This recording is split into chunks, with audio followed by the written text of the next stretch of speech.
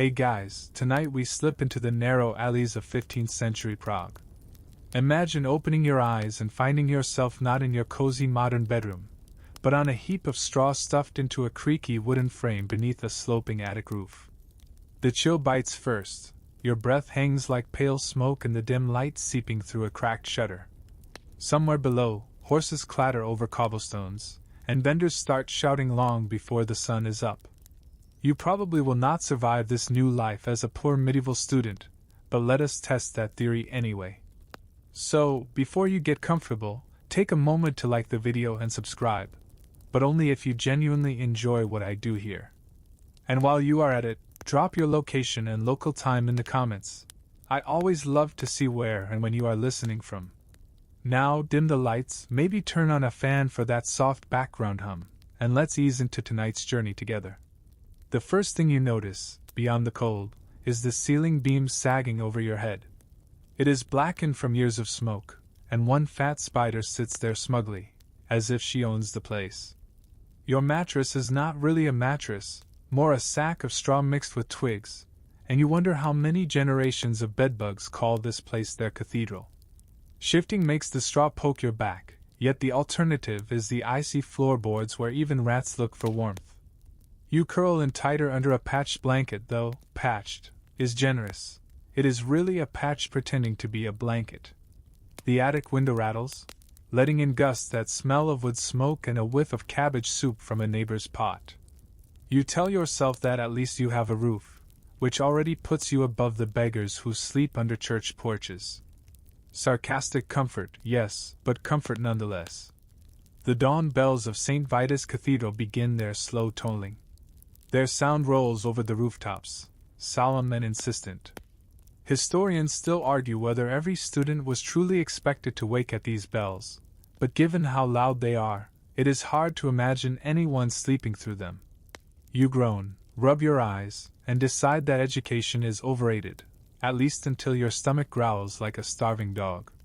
You reach for your breakfast, which consists of half a crust you tucked under your tunic last night. It is hard enough to chip a tooth, but you gnaw anyway. A quirky tidbit: some Prague students of this era were known to boil stale bread with beer just to soften it into something edible. You consider this option, but then remember you do not even own a pot. Pulling on your rough wool tunic feels like slipping into a sack of sandpaper. You shuffle to the rickety ladder leading down from the attic, your toes numb against the boards. A roommate is already gone.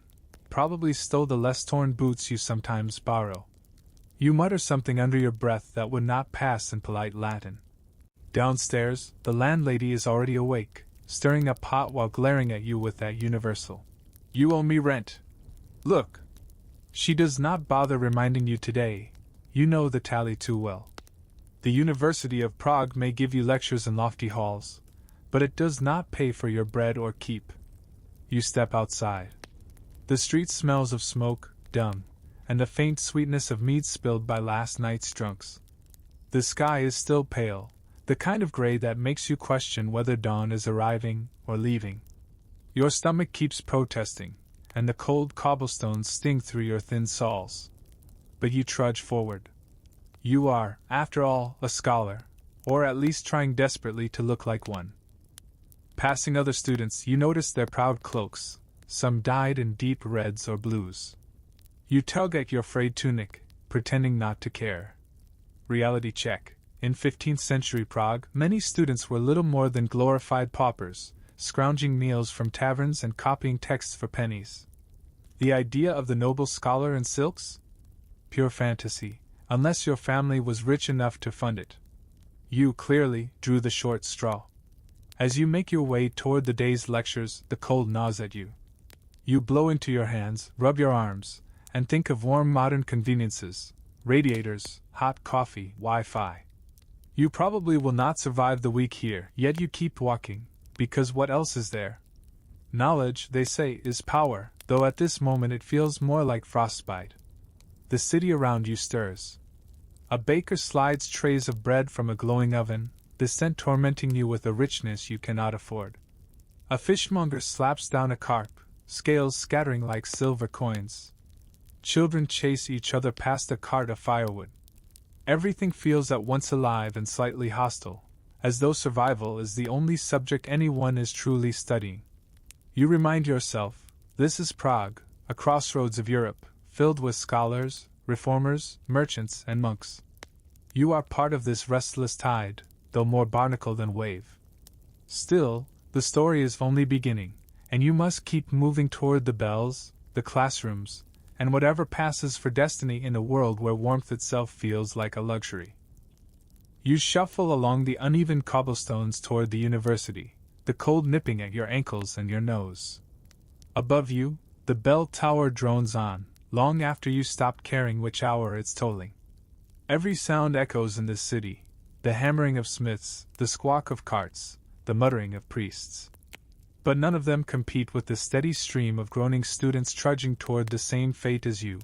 Hours of Latin, ink stains, and lectures that threaten to lull you into a final, chilly nap.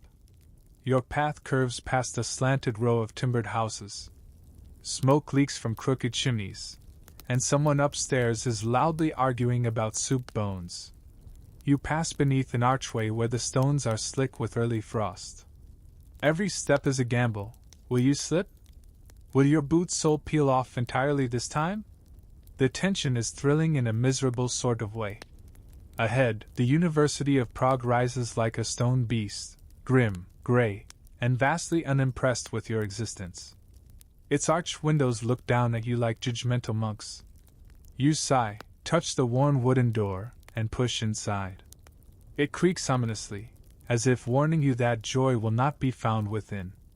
Inside, it is not warmer. The stone corridors suck heat from your bones. You are early, which gives you first pick of the least splintery bench. Not that it matters. The benches are designed, apparently, by people who hate comfort.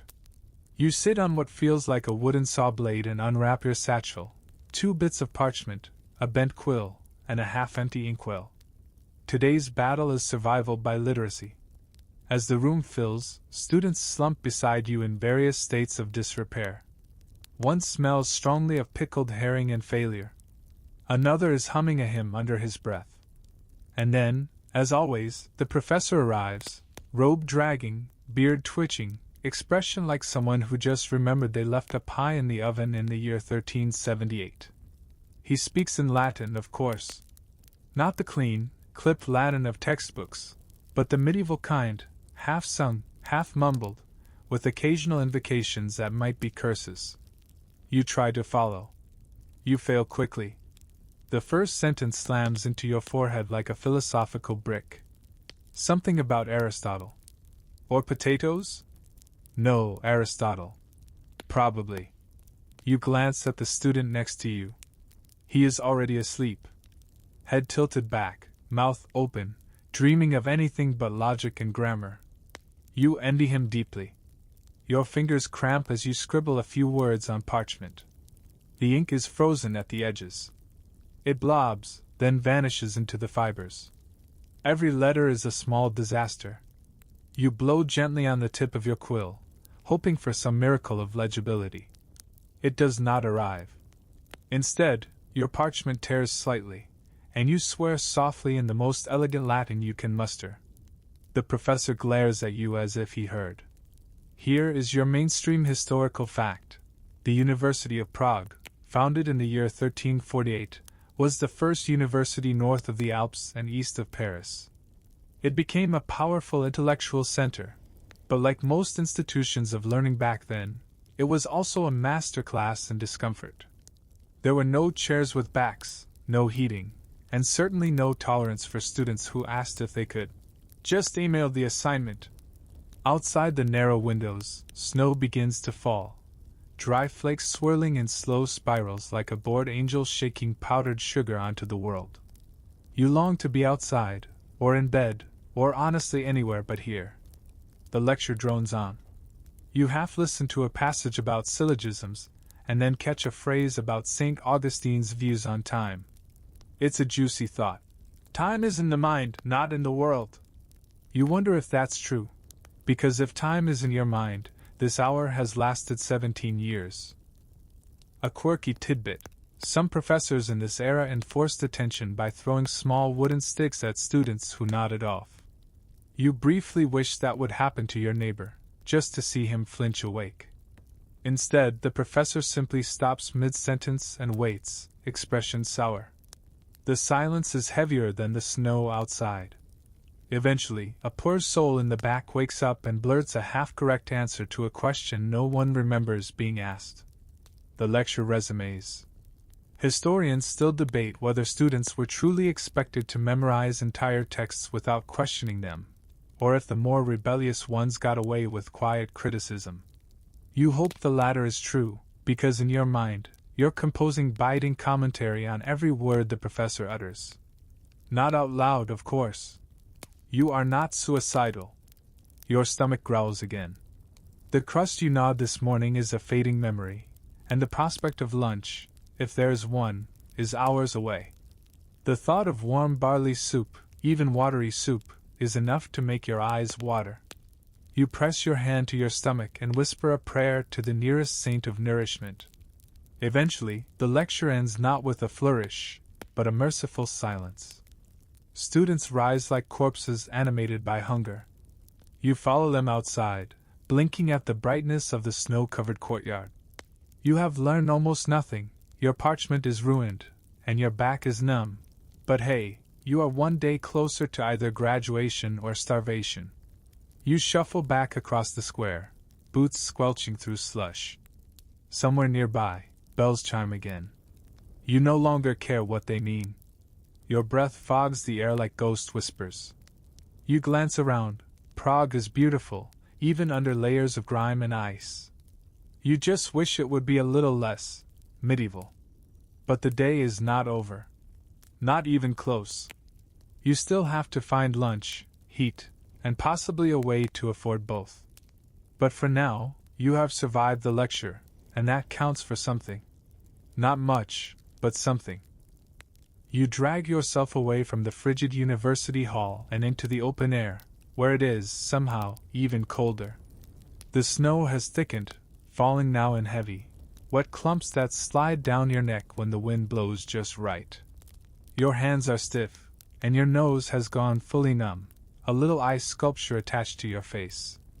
You march on, because there is only one thing that can keep your body from folding in on itself like a tired accordion: the vague, flickering hope of food. The city's morning energy has reached full pitch. Carts rattle over the cobbles, chickens dart between feet, and merchants yell things you cannot afford to understand. Children run barefoot in the snow, proving that somewhere, someone is worse off than you. A small comfort. Your stomach growls again, louder this time, like it wants a separate life.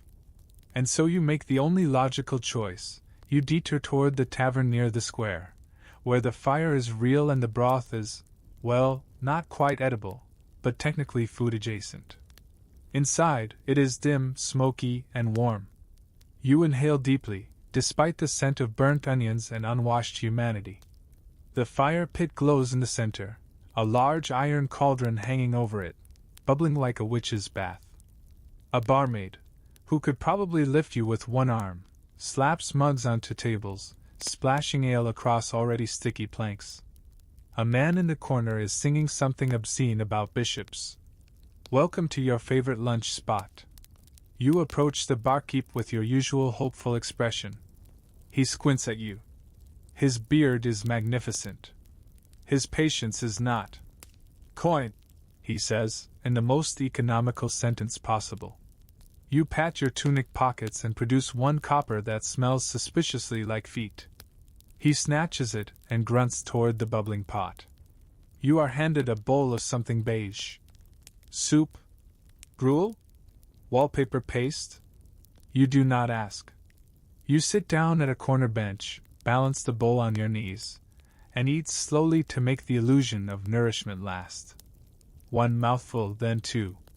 It tastes like boiled boot, with a hint of sadness. Fun fact: according to some surviving records, Prague students often survived on tavern scraps and soup made of barley, cabbage, or even horse meat during shortages.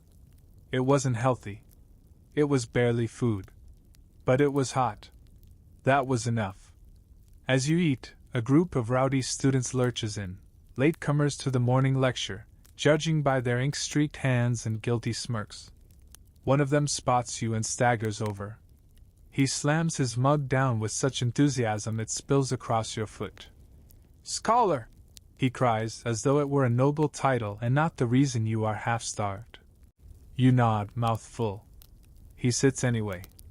"This is Jacob, your sometimes friend, sometimes menace, and full-time supplier of second-hand gossip. You here?" he asks, "already eating your bread crust without permission?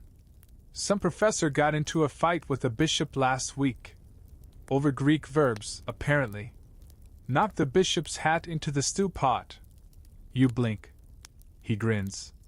"Historians still argue whether it really happened," he adds with mock grandeur, then raises his mug in a toast to academic violence. You clink with him half-heartedly. Behind you, an old man begins muttering about the Antichrist being born in Germany. You try not to make eye contact. The tavern has its own gravity, a swirling mix of warmth, rumor, and occasional flying teeth. Suddenly, dice clatter onto the table beside you.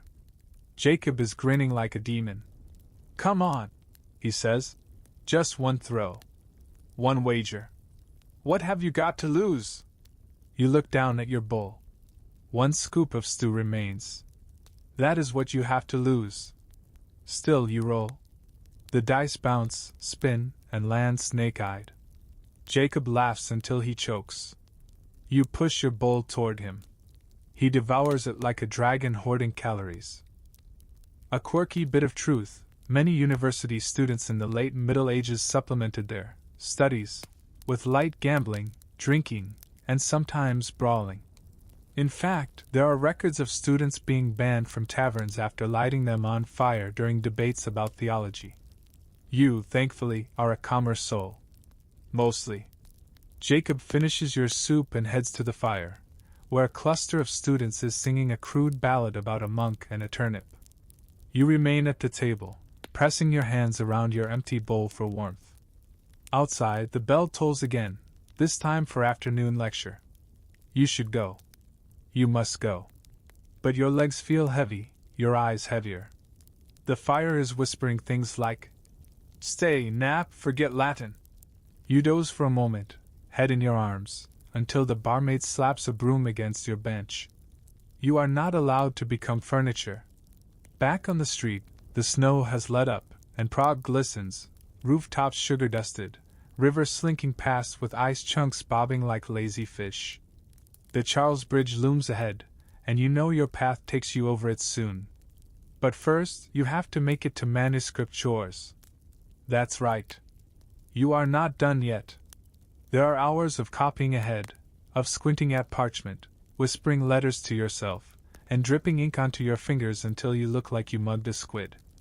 But as you walk, belly half warmed and cheeks flushed from fire, you realize something: you are surviving. Not comfortably, not with grace, but surviving nonetheless. And in 15th century Prague, that is saying something. Your boots thud with increasing reluctance as you approach the scriptorium.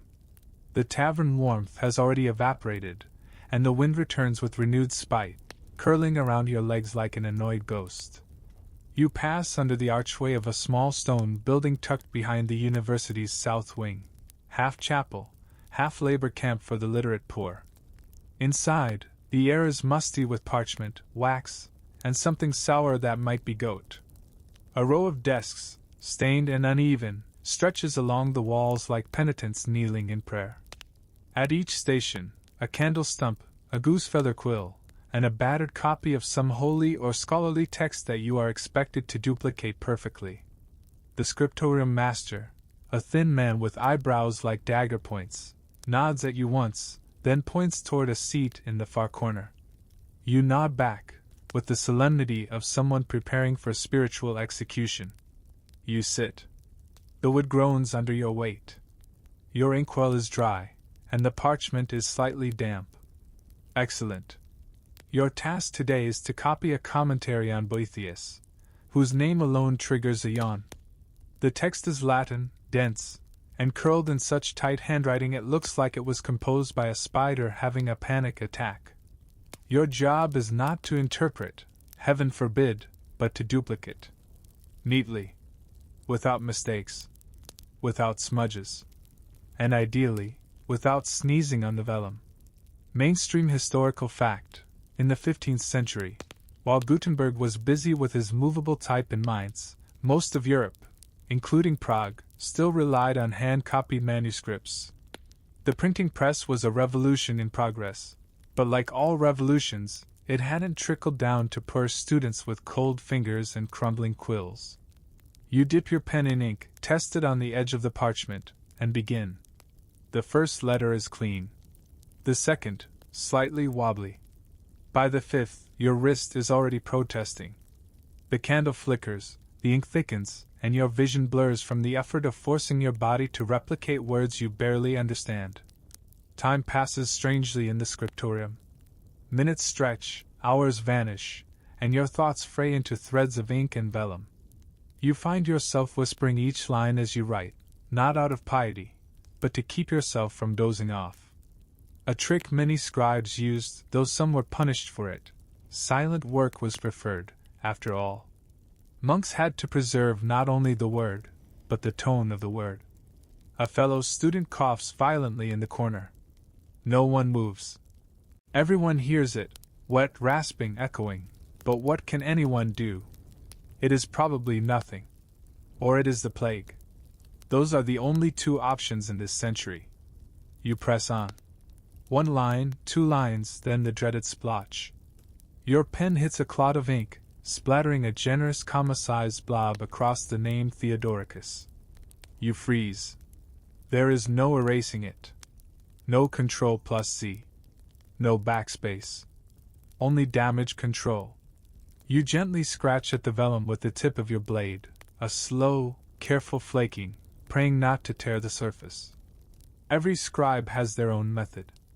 Yours is luck and desperation.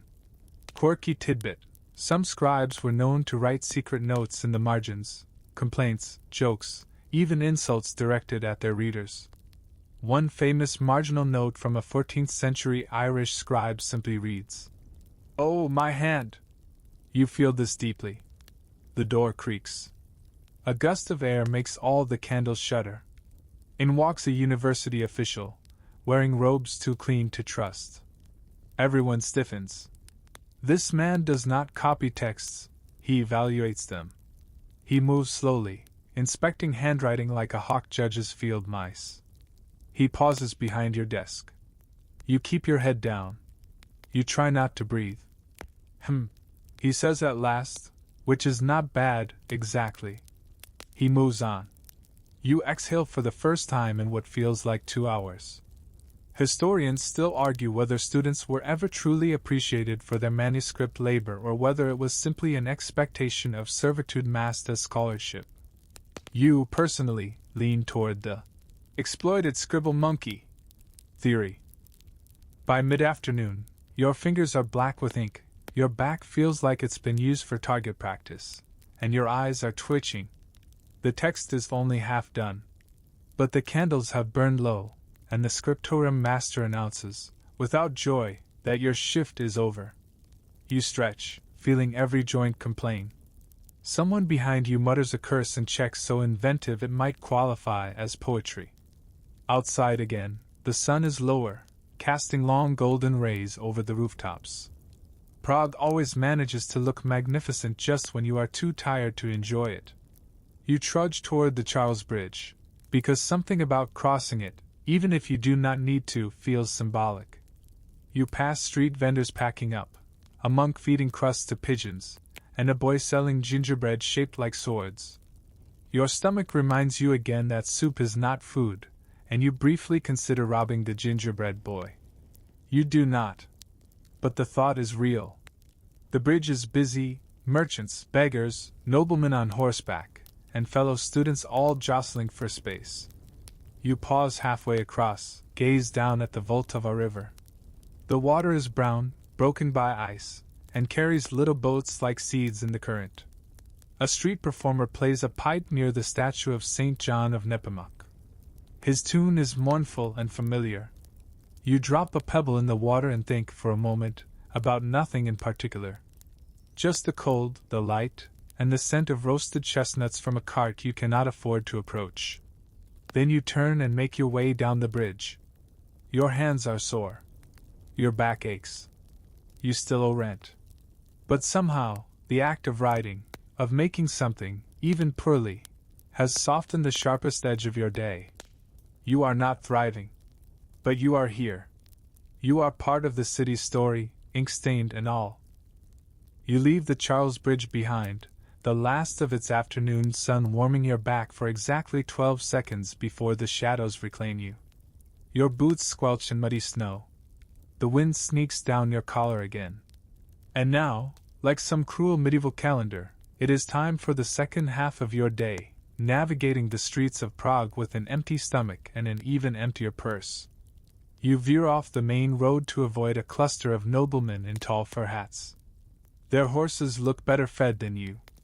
One of them laughs with the smug elegance of someone who thinks taxes are for peasants, and warmth is his birthright. You do not belong in their world, but you watch them anyway, wondering what kind of education they paid for, one that doesn't involve frostbite, surely. Back in the alleyways, life resumes its more chaotic rhythm.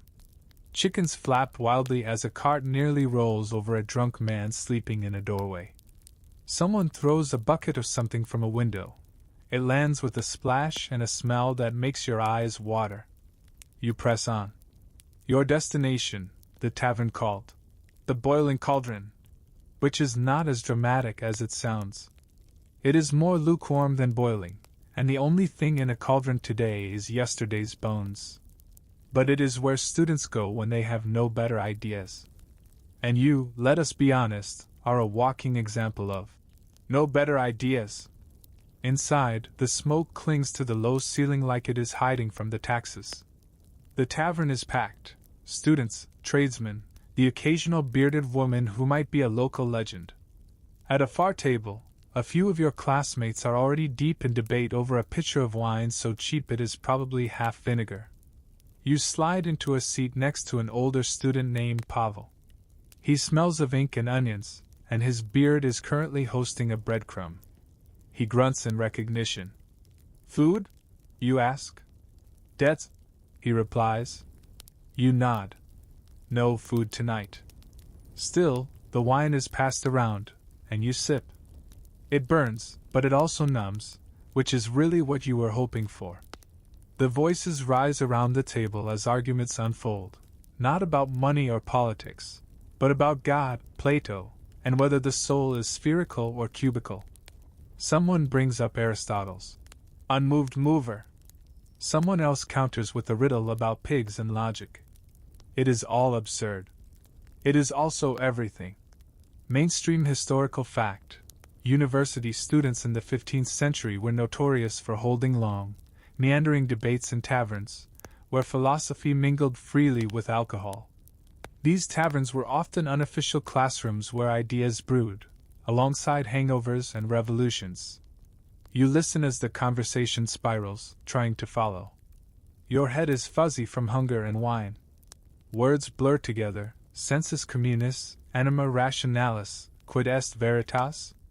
Do you believe? Asks a wide-eyed student beside you. That truth exists outside language? You squint at him. I believe I haven't eaten since sunrise, you say. He nods solemnly, as if that were a deeply metaphysical statement. The barkeep slams a pitcher down. Wine sloshes. The man beside you spills ink across the table. Why he has an open inkwell, no one knows. You all laugh like fools. The night deepens. Quirky tidbit. In some university towns, tavern brawls were so common that students formed informal militias to defend their favorite establishments. In Prague, records mention multiple arrests of scholars for excessive disputation under intoxication. You are not brawling, but the odds feel non-zero. The fire crackles. A song starts somewhere in the back, someone singing about a girl who ran off with a bishop's mule. It is both catchy and vaguely heretical. You hum along. And then the air shifts. A man stands by the door, cloaked, hood up. He watches the room for a moment. When his eyes land on your table, he smiles. The smile does not reach his eyes. He moves on, but the warmth you felt from the wine dims a degree. Reformer, Pavel mutters, staring after him. Which kind? You ask. He shrugs. The kind that disappears people. Historians still argue whether Prague students were all supporters of religious reform or simply swept up in the chaos. With Jan Hus's teachings spreading like wildfire, and the city poised on the edge of theological revolt, many saw the university as a powder keg. You, personally, are more interested in not freezing to death. But you nod sagely anyway. The table quiets. The wine jug is empty. Hunger, which you had distracted with philosophy and vinegar, returns. It sits beside you like a third roommate, uninvited, but always present. You stretch, bones creaking. Time to move. You say your farewells, vague and incomplete, and head back into the cold. The streets are darker now. Lamps flicker with tallow flame. Snow falls again, silently, without enthusiasm. You cross the square where a group of pilgrims kneels before a statue. One is weeping. Another is clearly asleep. You reach into your cloak pocket and find a crumb of bread stuck to a scrap of parchment. You eat it. No shame. It has more flavor than the soup did. Your path winds past the silent cathedral, its spires reaching into the night like warning fingers. You pause, look up. Somewhere above, gargoyles glare down in permanent disapproval. You whisper, "Good night," to them. They do not answer. Back at your lodgings, the attic welcomes you like a cold slap. The straw mattress is slightly damper than before. The spider on the ceiling has moved 2 inches to the left. You settle in, curl tight, and pull your threadbare blanket over your ears. It smells like every century of poverty that came before you. But it is yours. And for now, that will do. Morning drags you out of sleep like a fisherman hauling in an unwilling carp. You groan before your eyes open. Your neck aches from sleeping half-folded, your hip has somehow fused with the splintered floorboard, and the draft from the attic window has given your left ear the approximate temperature of an icicle. But the church bells are at it again, so you are, by medieval student logic, legally obligated to suffer through another day. You creak down the ladder in the dark, careful not to step on your roommate, who has decided that the hearth, now full of cold ashes, is more luxurious than the shared bed.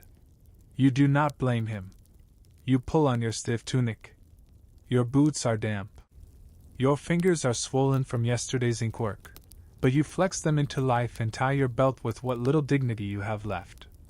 Then, as is the morning ritual, you go in search of something resembling food.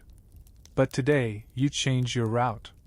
You head not toward the usual tavern, where the soup rotates between questionable and potentially vengeful, but instead toward the bridge, hoping to find a crust left behind by careless merchants, or a benevolent nun with a charitable bun.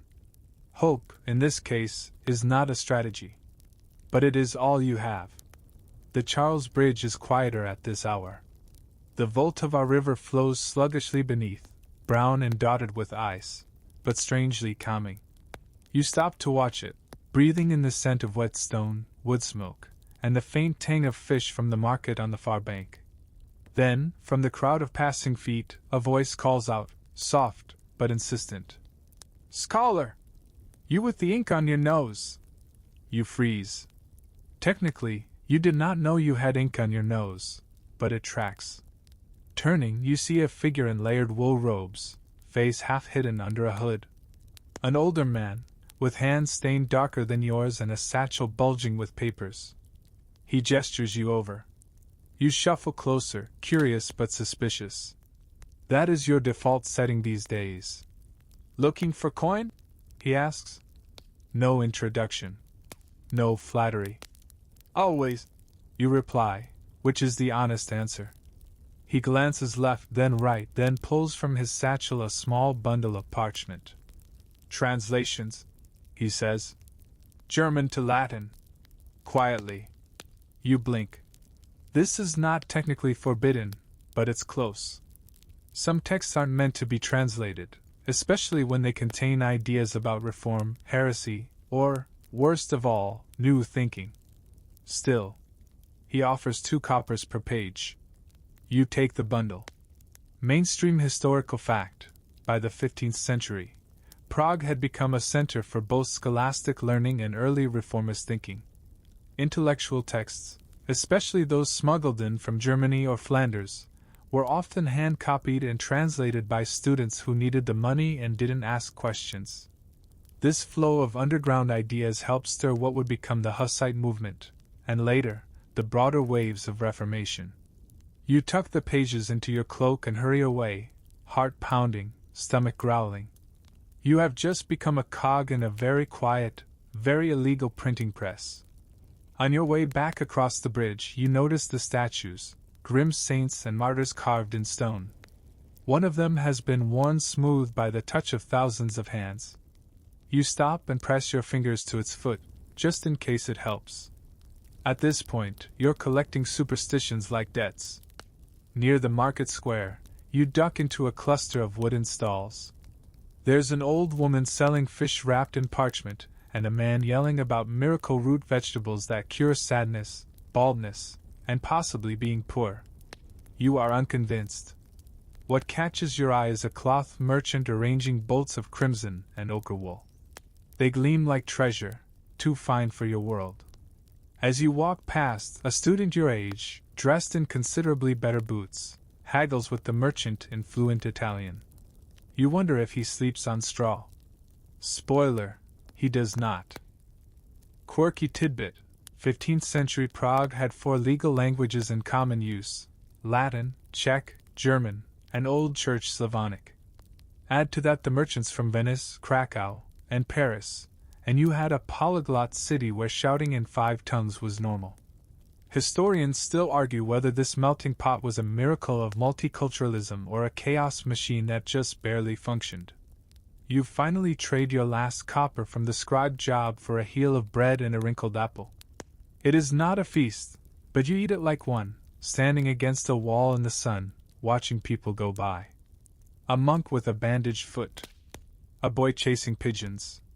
A woman balancing 2 jugs of milk like it's an Olympic event. The apple is soft. The bread is hard. You pretend they balance each other out. You duck into a side alley where your shadow stretches like a gargoyle along the stone. This part of town is older, darker. You reach the courtyard of the cloister, the hidden one, where only the quietest students ever bother to go. Inside the cloister library, it's cool and dim, with beams of light slanting through dusty glass. Shelves lean like old drunks. The smell of parchment and wax fills your lungs. You find a corner and unfold the secret text you were given. The German is dense, but not impossible. You begin copying, word by word, into Latin. Ideas float out at you, about the corruption of the church, about the role of conscience, about truth that does not require permission to exist. The silence wraps around you. Your pen scratches. Your belly stops complaining. For a few minutes you feel smart. Dangerous. Alive. You finish 1 page. Then 2. Then 3. The bells ring again, distantly. You flinch, pack the pages, and vanish through the cloister before anyone sees. Outside, Prague continues. Always gray, always beautiful. Always a little bit cracked at the edges. Your fingers are stained. Your cloak is damp. But your coin pouch is a little heavier, and you have new words in your head, words they do not want you to know. And somehow, that warms you more than the tavern fire ever could. You duck out of the cloister with your eyes still adjusting to the light, your thoughts jumbled like loose stones in your boots. The quiet of the hidden library fades quickly as the real Prague presses back in. Horses clopping, vendors shouting, someone loudly arguing over turnip prices. You blink and keep walking, trying to look like someone not carrying suspicious Latin translations of reformist German texts under their tunic. The late afternoon is thick with noise. The sun has dipped just far enough to cast everything in yellow and bronze. Laundry flaps from upper windows. A dog barks from a rooftop. It seems confused about how it got there, but not particularly concerned.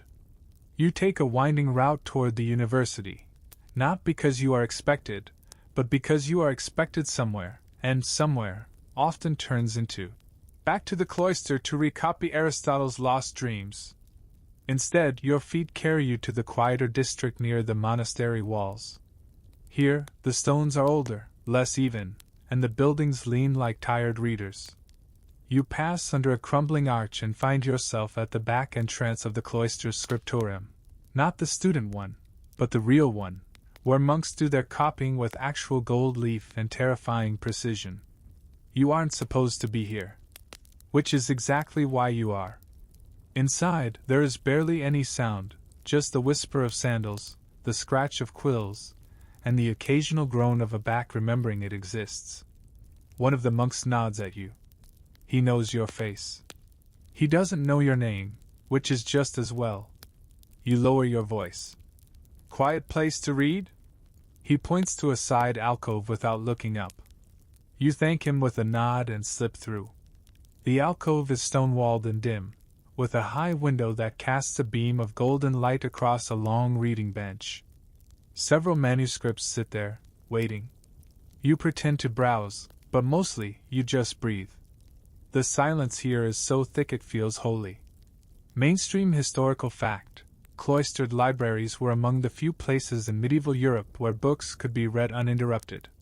While public libraries existed in cities like Prague, they were noisy and rarely open to students without connections.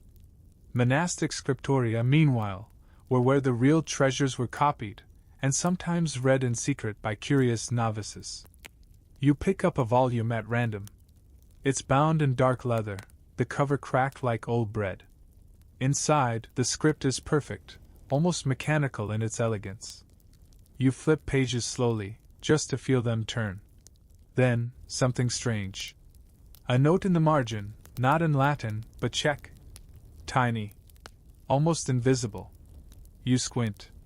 It reads, "Truth is not born from silence, but it often hides there." You look around. No one else seems to notice. You press your thumb to the line for a moment, then close the book gently. Outside the alcove, voices echo, someone calling for a brother Tomas. You decide this is your cue to leave. You exit quietly and wander through the garden behind the cloister, a small patch of frozen ground surrounded by high stone walls. A single bench sits beneath a bare fig tree, its limbs bent like old fingers. You sit.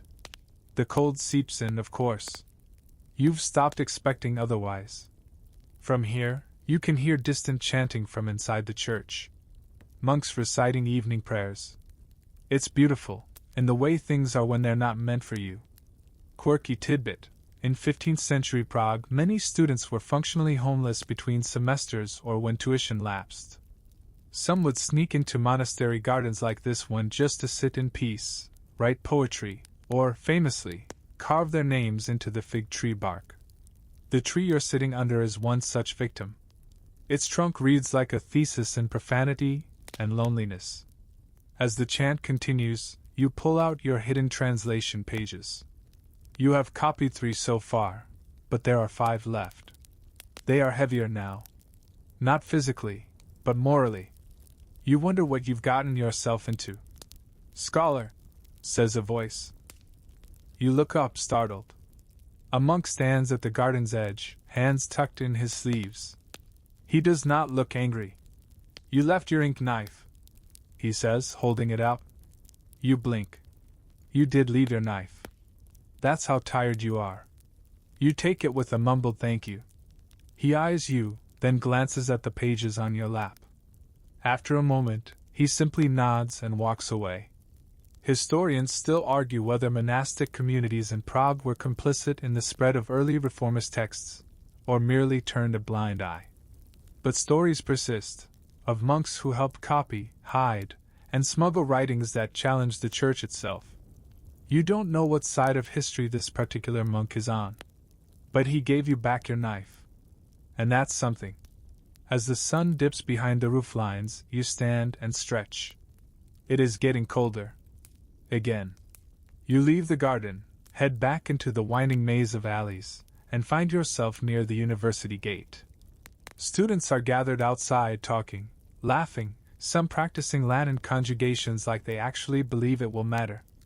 You slip past them. You're not in the mood for company. Or conjugations. You just want a place to sit, to copy, to finish your pages before someone else finishes you. You make your way back to your attic. It's darker now, but you know the turns by heart. Inside, your roommate is asleep, face down on a pile of laundry that might belong to neither of you. You light a stub of candle and settle onto the floorboards with your parchment. You copy. Slowly. Carefully. A phrase about faith. A sentence about power. A question: what is authority if not belief wrapped in fear? You pause, pen in the air, and stare at the words. Then you keep writing. Because that's what you do now. The next morning arrives not like a sunrise but like a sack of bricks dropped on your face. Your straw bedding has shifted in the night, leaving you cradled by a splinter and a particularly pointed stone, and your left foot appears to have spent several hours outside the blanket's limited jurisdiction. There's no use fighting it, you're awake. And in 15th century Prague, being awake is a full-time job. You sit up slowly, blink, and realize that your roommate is still snoring loudly into a bundle of stolen laundry. You nudge him with your foot. He mutters something about invisible wolves, and rolls over. Typical. Downstairs, the landlady is muttering to herself while feeding the fire. You sneak past her like a very tall rat, hoping to avoid a rent conversation. She eyes you but says nothing. Either she's grown tired of threats or has finally accepted that your financial condition is, in fact, permanent. Outside, the city is gray and wet. The snow from yesterday has started to melt into a foul mixture of slush, horse waste, and academic despair. Your boots squish with each step, and you are certain that the hole in your left sole has expanded to accommodate an entire puddle. You do not know exactly where you are going, which is dangerous. The student schedule is not rigid. You are expected to attend lectures, certainly, but whether or not your particular professor shows up is another question. So instead you wander. You head toward the university dormitory where your friend Jan lives, if friend means person who sometimes lets you steal crust from his windowsill. He is not home, of course. But the laundry line outside his window has a pair of woolen socks that look only mildly damp. You consider the ethical dilemma for a full 2 seconds, then liberate them. Your toes whisper their gratitude. You continue walking, squinting up at the iron-gray sky, when you hear a shout behind you. Thief! You freeze. Book thief!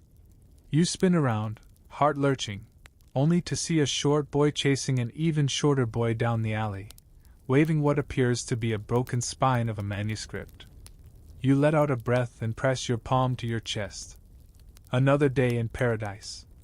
Mainstream historical fact: theft of books, hand-copied manuscripts, that is, was considered a serious crime in medieval universities. Books were chained to desks, marked with ownership curses, and in some cases, declared holy objects. The cost of a single manuscript could equal several months of food. So yes, shouting, "Book thief," in Prague could spark a small riot. Eventually, your wandering takes you back to your own student dormitory.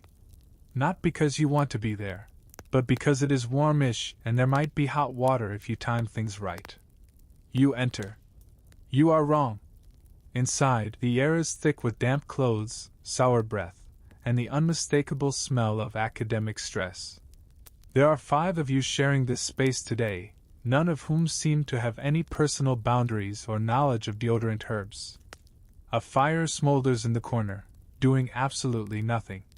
Jacob is there, sitting cross-legged on his bed, using his copy of Aristotle as a pillow. You wonder if osmosis works in Latin. Philosophy by forehead, you mutter. Efficient. he replies without opening his eyes. Across from him, two roommates are arguing in hushed tones over who ate the last of the pickled cabbage. The dispute has escalated into passive-aggressive spoon placement. You head to your corner, a generous 2-foot triangle between the bed and the wall, and begin unpacking your satchel. Parchments, ink knife, stolen socks, the usual. Then comes the inevitable question. Whose turn is it to fetch firewood? A silence falls across the room like a sermon. One by one, eyes turn toward you. You stare back. I did it 3 days ago. You brought back twigs. Someone counters. They were still flammable twigs. You lose. Democracy is cruel. And so, you are sent out again into the sludge of the city, armed with nothing but a burlap sack and your slowly disintegrating boots. The firewood seller on the edge of town is known for two things: overcharging and being allergic to honesty. Today, he is in rare form. His wood is damp, his scales are suspicious, and his beard appears to contain most of last night's dinner. You haggle badly. You walk away with a pitiful bundle of half-rotted branches and a piece of questionable bark he insists is aromatic. You return triumphant. Everyone complains anyway. You set the fire. It smokes. The smoke wanders around the room like a curious ghost before deciding to settle directly in your lungs. Quirky tidbit. It was common for 15th-century university dorms to be unventilated, overcrowded, and occasionally host to diseases that had not yet been invented. Students routinely complained of lice, rats, and cursed drafts that supposedly caused melancholy, boils, or heretical thoughts. You currently have all three. Once the fire is marginally functional, you huddle around it with your roommates like cavemen discovering warmth. For a few precious minutes, no one argues. Even the cabbage dispute is temporarily suspended. Jacob breaks the silence. If you could go anywhere in the world, where would it be? You stare into the flames. Somewhere with beds. And soup that doesn't judge you. Jerusalem, someone says dreamily. Venice, another adds. But only if I get a gondola. Florence, Jacob says. For the girls and the paintings. In that order. Historians still debate whether Prague's students were more academic or aspirational, but it is clear that their world was not limited to one city. Through texts, pilgrims, and foreign professors, Prague students dreamed in multiple languages and fantasized about places they'd never see. It was, perhaps, the most human part of them. You lean back, arms around your knees, and let the fire warm your face. The socks are still damp. The room still stinks. But for a moment there is peace.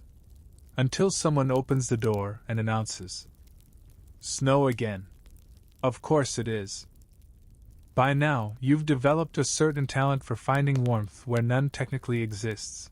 Between body heat, fire smoke, and the comforting illusion of camaraderie. But this illusion ends the moment Jacob spills his cup of wine directly onto your shared pile of papers, including one you'd been working on for 3 days.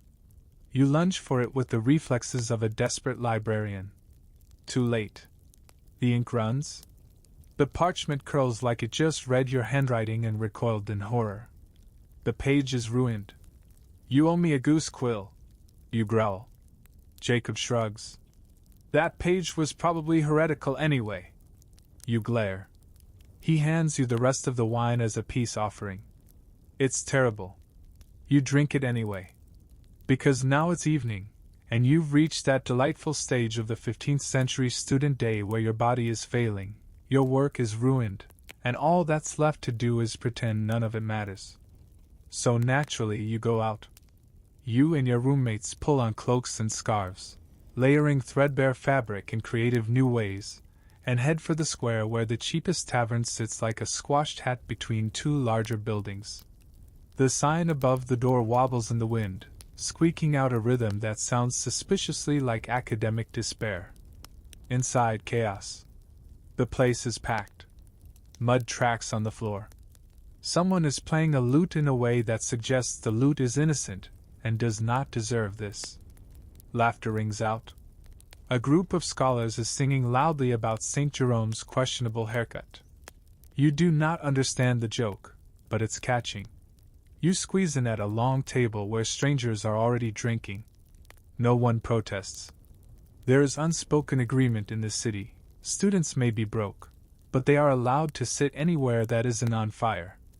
A barmaid slaps a pitcher of wine on the table and demands 2 coppers. You stare at your coin pouch, now nearly weightless. Then you sigh and place your last coin on the table.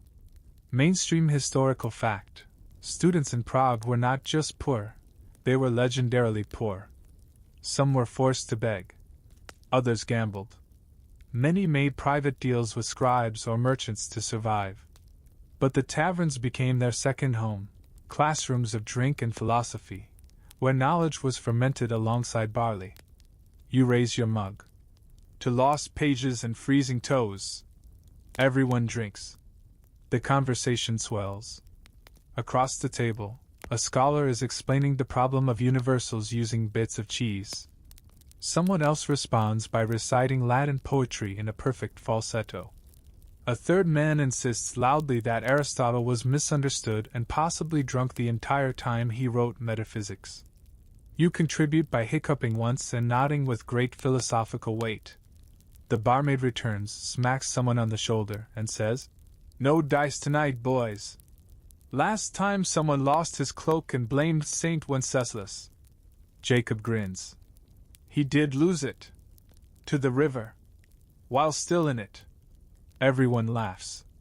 Then, for no reason at all, a student 2 tables over stands and begins singing an old drinking song about the 4 stages of scholarship: hope, hunger, despair, and soup. It's catchy. You join in. Quirky tidbit: there are surviving 15th century student songs, some preserved in manuscripts like the Carmina Burana, that describe the university life not with reverence, but with self-deprecating humor. Students wrote about hunger, poor grades, unrequited love, and the occasional theological crisis, all sung loudly, usually while intoxicated. As the chorus reaches its peak, "Soup, soup, oh grant us your grace," the door slams open with a burst of wind and snow. Everyone freezes. A figure in dark robes steps inside. Not wet. Not cold. Eyes sharp, hands clasped. It's one of the deacons from the university. A real one. The kind who owns books without holes in them. Silence ripples outward like ink in water. He surveys the room, gaze settling on each student like a winter frost. You freeze when he gets to you. Then he speaks, voice dry as sand. "I trust none of you have forgotten that the rector's visit is tomorrow." Collective groan. Jacob puts his head on the table. Rector's visit. Right. Once a month, the rector of the university makes the rounds to meet the students, quiz them on their studies, and generally remind them that their lives could always get worse. Failing to answer a question could lead to public humiliation, extra parchment copying, or, worst of all, being assigned to clean the dormitory privy. Historians still argue whether these rector visits were genuinely meant to inspire scholarship, or simply served as power displays by the university elite. You suspect it's both. The deacon turns and leaves. The door swings shut behind him. The tavern exhales. "Rector's visit," someone mutters. "Tomorrow." "Tomorrow after the feast day?" someone asks. "No. Because of the feast day," replies another.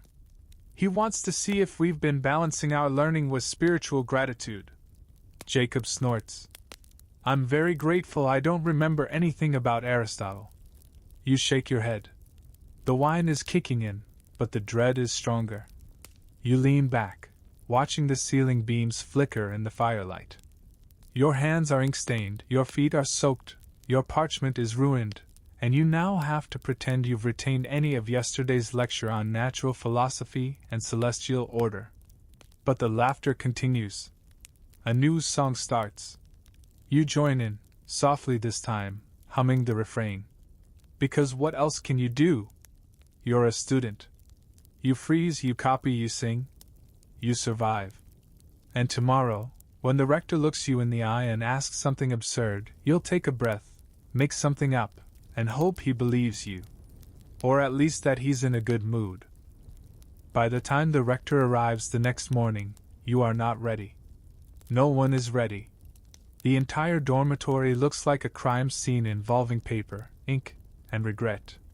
Someone has tied a ribbon around a moldy apple and placed it in the center of the table like an offering to the academic gods. It is not helping. You are wearing your least ragged tunic. It still smells faintly of cabbage, but it does not have any visible holes. Progress. The rector appears in the doorway like a well-fed cloud of judgment. He is tall, clean, and disturbingly alert for this hour.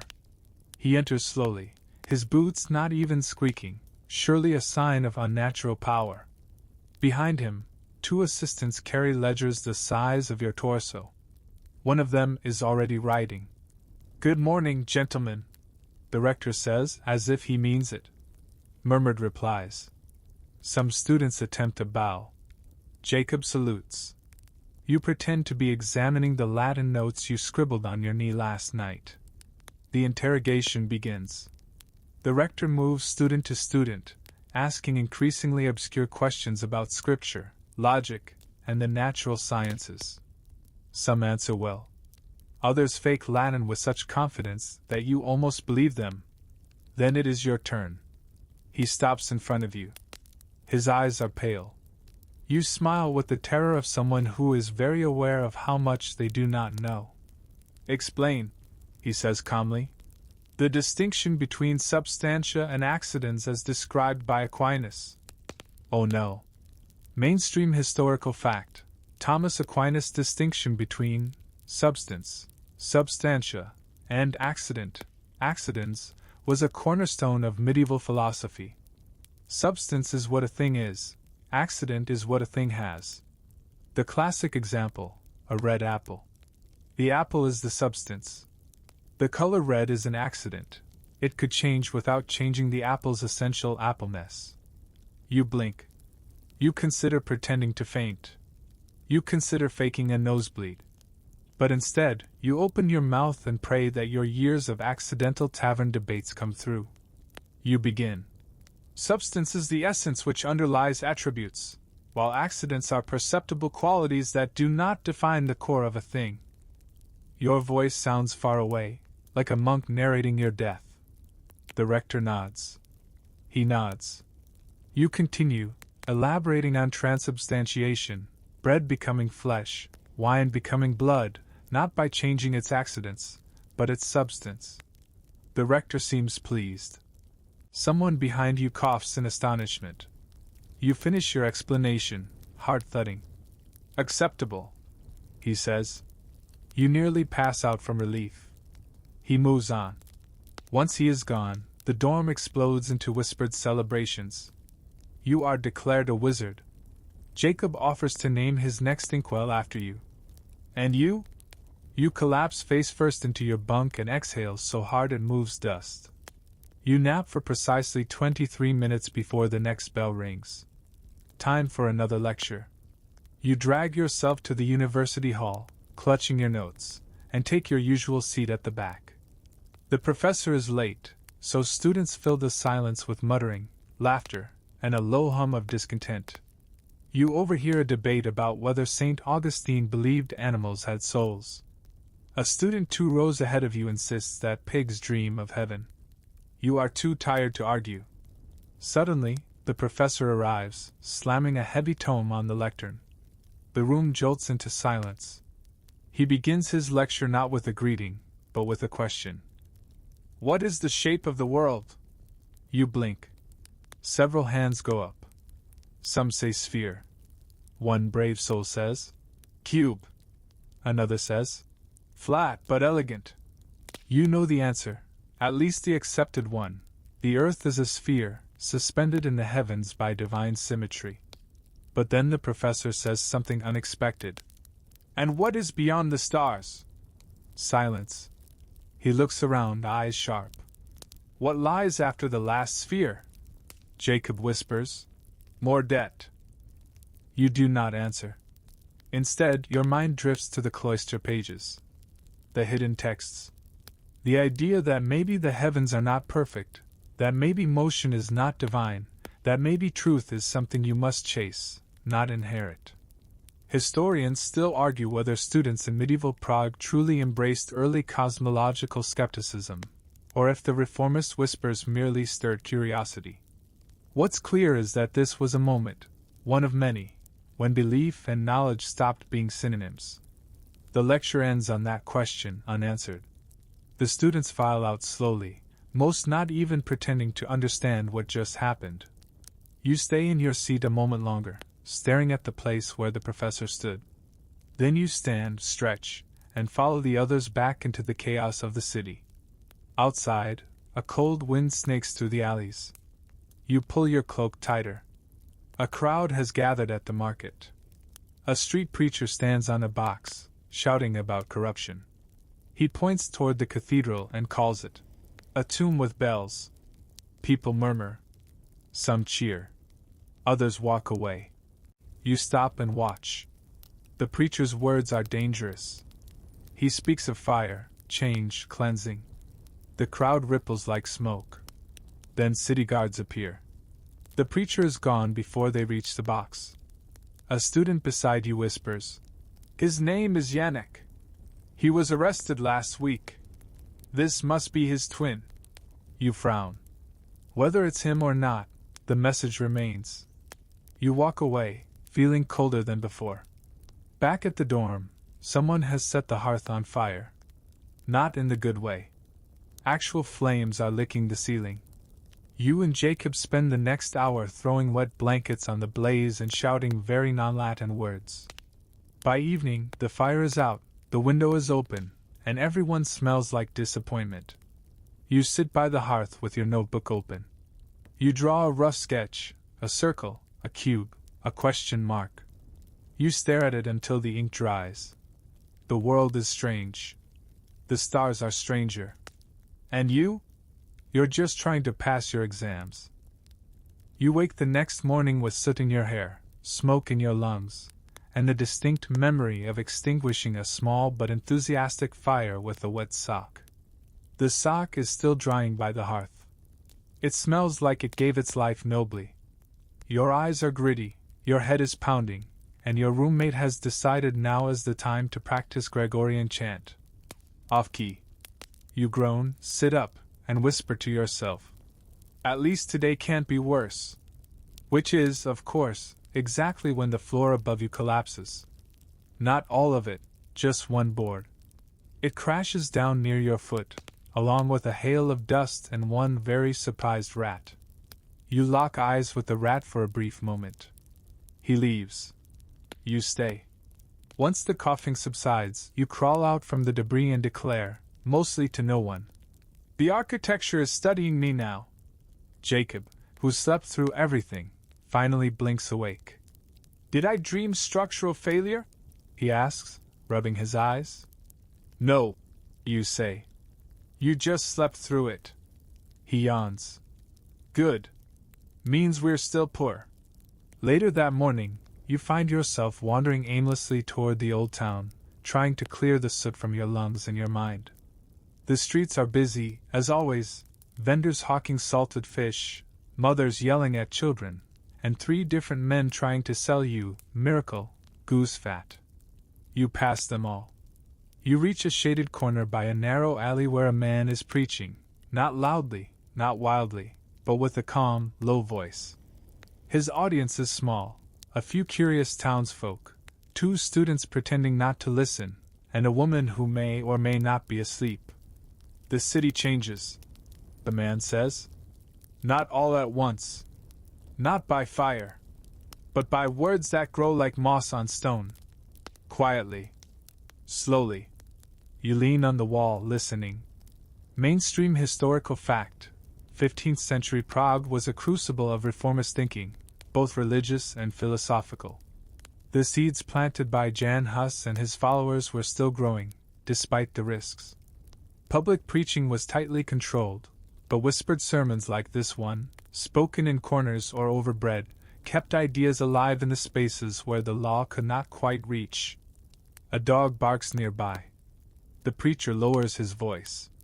The crowd disperses without fanfare. You watch him gather his things, just a small book and a loaf of bread wrapped in cloth. He walks past you, nods once. You nod back. Ideas are everywhere here, but so are informants. You file his words away with the rest of the things you're not supposed to remember. You head toward the market next.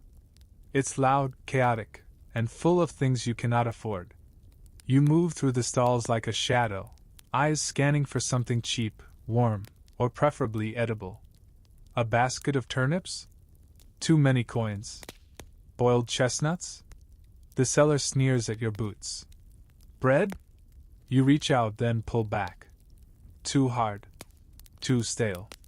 Eventually, you settle for a hunk of cheese with the texture of granite. It costs your last usable coin. You nibble it like a desperate mouse. As you chew, you notice a commotion near the cloth merchant's stall. Two guards, red-faced and puffing, are arguing with the student. He's thin, clearly poor, and holding a stack of papers too tightly. I copied them myself, he protests. We'll see about that, one of the guards says, snatching the papers and flipping through them. From your distance, you can read the margins. There's a familiar script there. Your script. Your translations. You go cold. Historians still debate how often students were caught smuggling or sharing reformist texts, but Prague's records show a number of arrests made in connection with subversive writings. Usually, the punishment was public shaming, or if the text was deemed dangerous enough, imprisonment. Or worse. You step back slowly, cheese forgotten. The student is still arguing. The guards are losing patience. You turn and slip down a side alley, heart pounding. You did not give him your copies. Someone must have copied your copy. Maybe Jacob. Maybe someone else. Ideas do not stay in one head for long, especially when they are forbidden. Back in the shadow of a shuttered apothecary, you catch your breath. The city is shifting. You can feel it in your bones, under the stones. Ideas are leaking through cracks. Students are talking more quietly. Professors are watching more closely. And still the questions grow.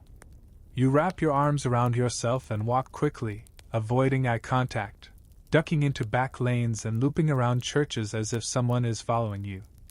Eventually, you find yourself at the edge of the university again. You head for the library. Not the cloister, too risky now, but the lesser-known one above the Eastern Lecture Hall. It smells like dust and despair. You slip inside.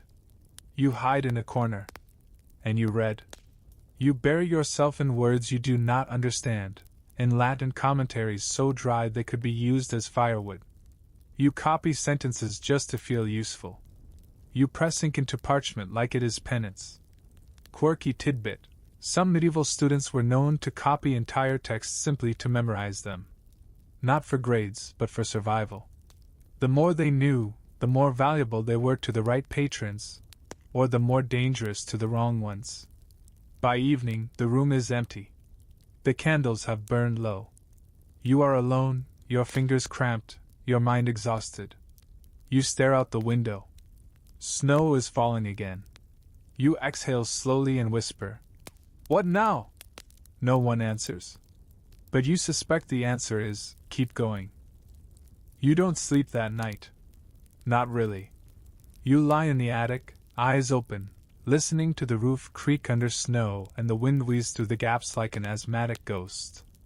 Every time you start to drift, you see that student's face, pale, young, scared, clutching your copied texts while the guards tore them from his hands.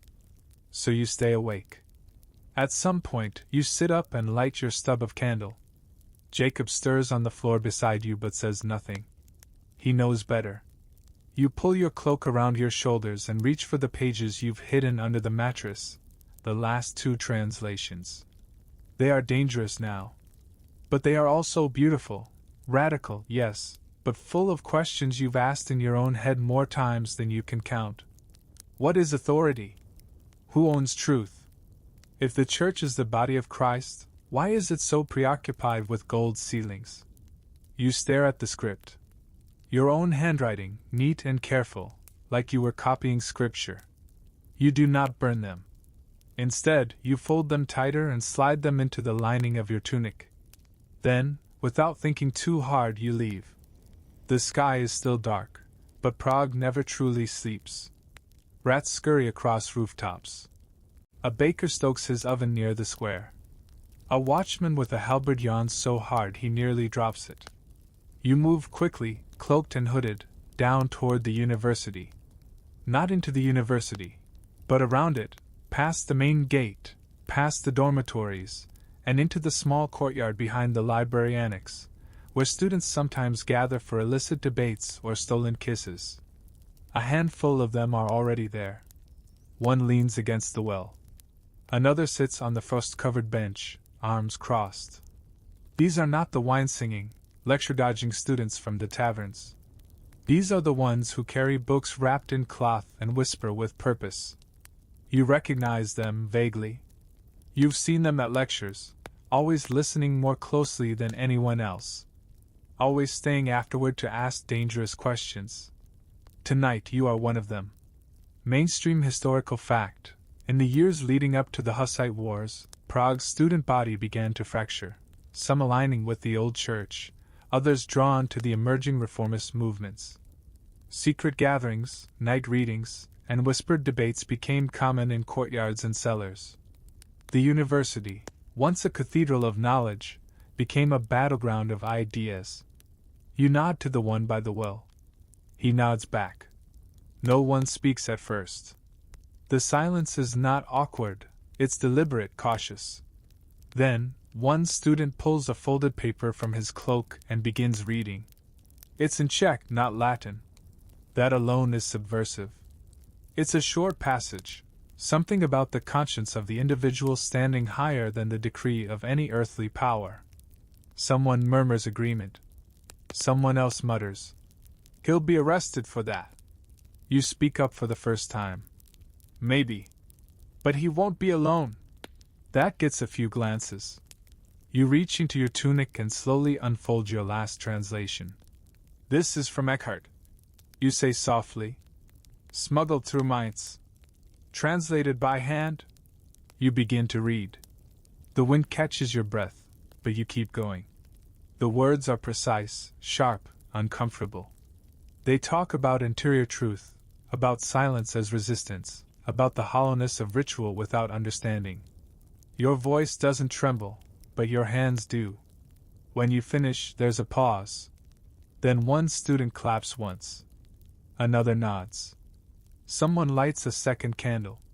The courtyard grows warmer, not in temperature, but in intent. You are not just surviving anymore. You are becoming. Later, walking back alone, you replay the moment again and again. You wonder if the university will find out. You wonder if someone already reported you. You wonder if your name is being written into a ledger at this very moment. But mostly, you wonder what comes next. Because something is coming. You can feel it, just like the cold that seeps into your boots each morning. The city is shifting, ideas are fermenting like wine in a sealed barrel. And eventually the cork will pop. Quirky tidbit, some reformist students left anonymous writings around the university, scratched into walls, hidden in book margins, or slipped between the pages of assigned texts. One such note, found centuries later, read simply, "We are not here to memorize. We are here to remember what they've forgotten." You think of that now. You think of what you might write if you had the nerve. Back in your attic, Jacob is awake. "Where have you been?" he asks sleepily. "Walking," you say. He sits up. "Was it a dangerous kind of walking, or a romantic kind of walking?" You smile faintly. "Academic," he groans. "Worse." You both lie in silence. Outside, a bell tolls once, slowly. Jacob shifts under his blanket. "You're changing." You don't reply. Because it's true. And you're not sure what to do with that. Snow blankets the rooftops by morning, smoothing the jagged city into a silent white dream. The bells ring late today, probably frozen, and the city takes its time waking up, like a reluctant monk peeling himself from a straw mattress. You sit by the attic window, chin resting on your knees, watching the flakes drift down. There's a small gap in the shutters where the frost creeps in, and you press your breath against it, tracing a little circle with your fingertip. It fogs over again instantly. Behind you, Jacob snores with the confidence of a man who has absolutely no plans today. The room smells faintly of burnt cabbage and unspoken responsibilities. But you're already dressed. Because today, the city celebrates. And no one, not even poor students teetering on the edge of excommunication and starvation, is exempt from festival day.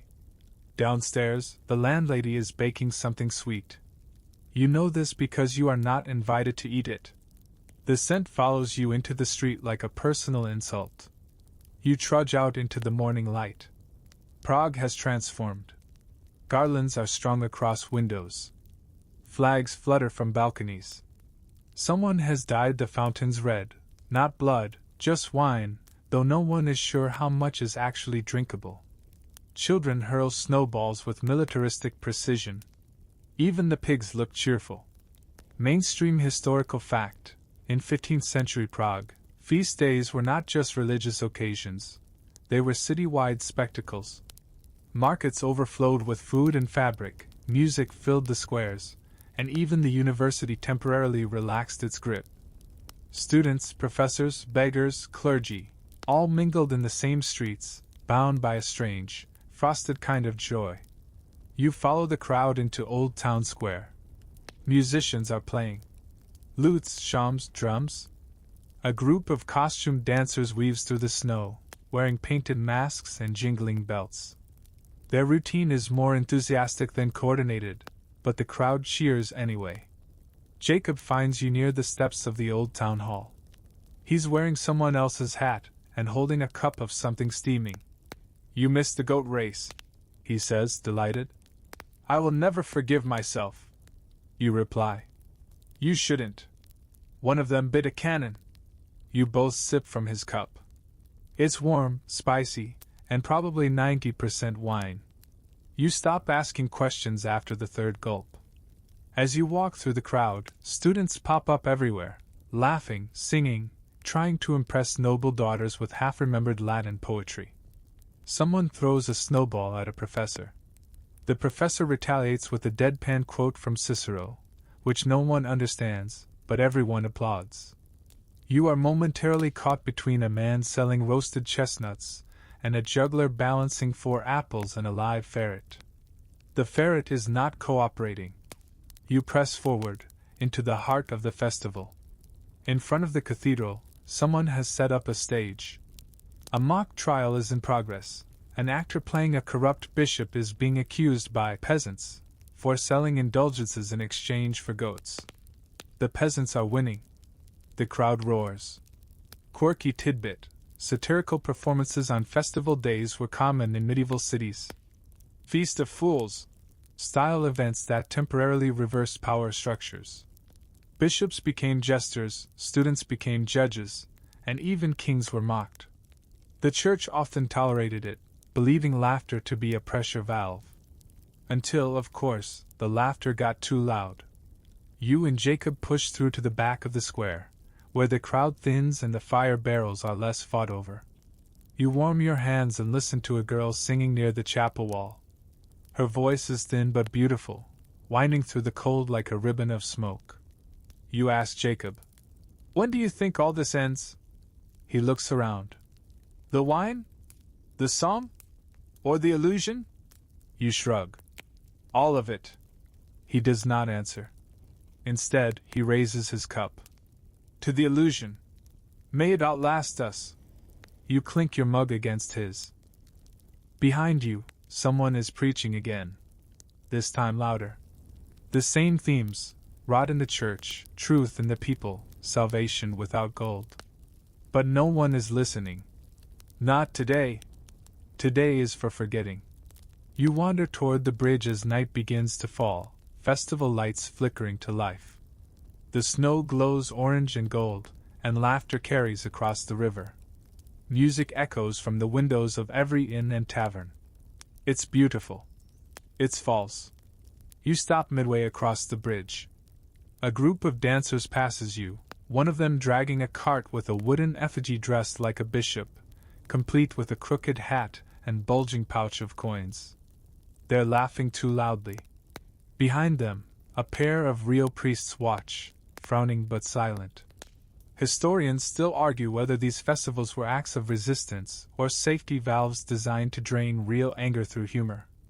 Probably both. But tonight they are either. Tonight they are memory, held together by candlelight and wine. You walk the rest of the bridge alone. On the other side, you pass the university gates again. They're quiet. Still. Watching. You glance up at the spire, where the bells wait in silence. Tomorrow they will ring again, and lectures will resume, and parchment will once again demand your hands and your spine and your eyesight. But for now you walk beneath a sky that has forgiven you for one evening. You stop at a tavern. Not the Boiling Cauldron, but one smaller, warmer, tucked into the wall like a secret. Inside, the fire is low. A man plays a fiddle in the corner. You sit. Alone. You order nothing. You have no coin. The innkeeper brings you a bowl of broth anyway. You blink at him. He shrugs. Your friend paid. Said you'd probably come. You don't ask which friend. You're afraid of the answer. You eat slowly. It's just hot water and roots. But tonight, it tastes like peace. The room hums with quiet conversation. No lectures. No sermons. Just soup, music, and the slow spinning of the world. Outside, the festival fades into night. Inside, your eyes begin to close. And for the first time in days, you rest. You wake before dawn, still sitting in the corner of the tavern, the empty soup bowl resting in your lap like a warm memory. The fire has died down to embers. Outside, the wind howls again, reminding the city that joy was a brief visitor and has now gone home. Your cloak smells like smoke and broth. You stretch your legs and wince. Sleeping upright was a mistake. But the kind of mistake that warms your stomach and doesn't involve parchment or interrogation? You'll take it. You thank the innkeeper with a nod as you leave. He grunts. Whether he remembers your name is unclear, but he did remember your hunger. The sky is a cold, bruised purple. Frost clings to the stone steps, and your breath curls around you in ribbons. The city is still asleep. The streets belong, for now, to the cats and the ghosts. You walk without direction. Until you hear it, boots. Not many. Just 2 pairs. Not running. Not stomping. But walking with intent. You do not turn around. You take the next corner. Then another. Then duck behind a cart of barrels outside a closed shop. You wait. Nothing passes. You tell yourself you imagined it. But you know better. Mainstream historical fact. In the years leading up to the Hussite Wars, the University of Prague became a hotbed of surveillance. Students were watched. Professors were questioned. Secret texts were hunted and burned. The fear wasn't always loud, but it was constant, like footsteps just behind you. Eventually, the market bell rings. The city groans back to life. You emerge, pretending your heart isn't pounding in your ears. You walk faster, toward the university gate, blending in with the growing crowd of sleepy students. Today, the lecture is in a different hall, one rarely used, smaller, with cracked windows and a tilted lectern. You find a seat near the back. The professor is already there. But today, he doesn't open a book. Instead, he speaks plainly. There is a rumor, he begins, that some among you are reading things not on the approved curriculum. The air tightens. You stare at the wood grain of your desk as if it contains a map to survival. He continues. I remind you, this university is not a sanctuary for heresy. It is a fortress of knowledge, built on tradition and obedience. A few heads nod. Others tilt. His gaze moves across the room like a blade. Then he opens his book and begins a normal lecture on metaphysics, as if nothing happened. But no one hears a word. After class, you leave quickly. Jacob catches up with you by the courtyard gate. Did you hear what he said? He asks. You nod. You think he meant? Does it matter? He runs a hand through his hair, shaking snowflakes loose. We need to hide the pages. You already did. They're no longer in your room, not even in your tunic. You left them in the chapel, under the stone step behind the altar, wrapped in a cloth that smells like candle wax and lavender. Not because you're brave, but because you're scared. Still you nod? We should spread them out. No single copy. No single target. He exhales, and for a moment, he looks older. Do you ever wish? He says. You just stuck to copying Boethius? Every day. Do you think we'll get caught? Probably. He laughs. Then the bell rings again. Not for class, but for prayer. And it sounds different today. Louder. Sharper. A call not just to worship, but to witness. You glance up. A small crowd is already forming in front of the cathedral. You follow. In the square, a platform has been erected. Not high. Just enough to make someone visible. And on it, the student who was caught with your translations. His name is Petr. He looks smaller now. 2 guards stand beside him. A deacon reads from a scroll. Something about disobedience. Dangerous thoughts. Seeds of division. Petr does not look at the crowd. He stares at the stone beneath his feet, jaw clenched. Then the scroll is rolled. And he is marched back into the cathedral, not flogged, not executed. Just removed. The crowd disperses slowly, murmuring. Some look satisfied. Others just look cold. Jacob says nothing. Neither do you. Quirky tidbit. Punishments for students in this period often stop just short of lethal. Expulsion, branding, public shame, all tools used to keep the peace while maintaining the illusion of tolerance. But exile from the university was a death sentence for many. It meant no support. No future. No more books. You walk back to the dorm in silence. That night, no one sings in the tavern. The lute player doesn't show up. Jacob sits by the fire, sharpening his penknife. You don't ask why. Maybe it's a nervous habit. Maybe it's something else. You take out your last candle and light it. Then you open your notebook and begin to write, not in Latin, not in Czech, but in a mixture of both, a hidden tongue made from fragments. You write what you remember. Not the lectures. But the silences between them. The fire crackles. The wind sighs against the glass. Outside, snow falls. Inside, ink flows. The next morning, you don't get up right away. Not from laziness. Not from cold. But because you simply don't know what comes next. You lie in your straw mattress, arms folded over your chest like a poorly embalmed monk, and listen. The building creaks. Somewhere downstairs, someone is coughing. The bells haven't rung yet. Or maybe they have, and you just didn't hear them over the slow drum of dread in your ears. Petr is gone. Not just removed from the square. Gone from the dorm, the university, the record. You asked someone yesterday where he might have been taken. They just said, East, and shrugged. No one says his name anymore. That is how erasure works. And yet, as you rise, stretch, and put on your boots, you feel something growing beneath the silence. Not rage. Not even grief. Resolve. The day is gray. Again. Of course it is. The snow has become icy slush, treacherous underfoot, and ugly as a boiled turnip. You trudge toward the university, though you're not sure why. Lectures feel irrelevant, and anyway, the whole building has begun to feel like a trap. But you go. Because routine, even in fear, is still routine. In the courtyard, someone's drawn a fish in the snow with a stick. Just a fish. No words. You pause. It's a symbol. Subtle. Recognizable to those who know. You glance around, but no one seems to notice.